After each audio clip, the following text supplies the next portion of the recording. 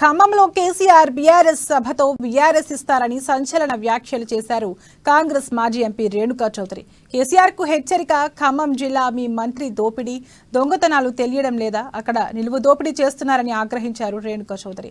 BJP ఎమ్మెల్యేలను కొనుగోలు చేస్తుందని కేసీఆర్ అంటున్నారు. మరి ఖమ్మం జిల్లాలో 6 మంది ఎమ్మెల్యేలు కేసీఆర్ సత్యనారాయణ వ్రతం చేసి ప్రసాదం ఇస్తే వచ్చారా అని నిలదీశారు.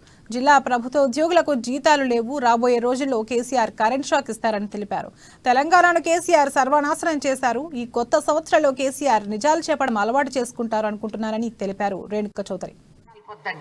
ఒక తల్లితో కలపండి.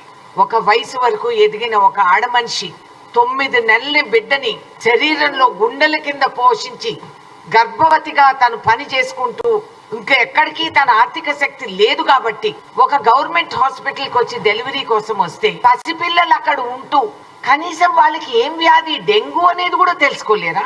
Very unfortunate. Infant mortality, female mortality తగ్గించాలని కేంద్రంలో ఆ రోజుల్లో నేను గమనించి మేమేసిన పునాదులపై ఇవాళ యావత్ భారతదేశంలో రీప్లేస్మెంట్ రేట్స్ తగ్గుతూ వస్తున్నాయి. పిల్లల ఆయుస్సు పెరుగుతుంది.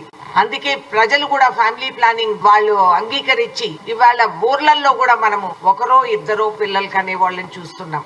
ఇటువంటి ప్రాబ్లమ్స్ ఏమన్నా వచ్చేస్తే ఇదంతా కూడా తిరుగుబాటు అవుతుంది. ఒక చైల్డ్ చనిపోతే ఇంకొక చైల్డ్ లేకపోతే ఒకడే మిగిలినాడని చెప్పి భయ ఆందోళనతో బలవంతంగా కూడా కొన్ని చర్యలు జరుగుతూ ఉంటాయి ఆడవాళ్ల పైన.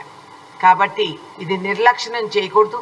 చిన్నపిల్లలు అంటే చిన్నపిల్లలు కాదు బాబు, ఒక తల్లి వయసుతో ముడేసిన వాళ్ళు. అవును, సేమ్. అవును. ప్రభుత్వానికి ఇట్లాంటివన్నీ ఆలోచించేదాన్ని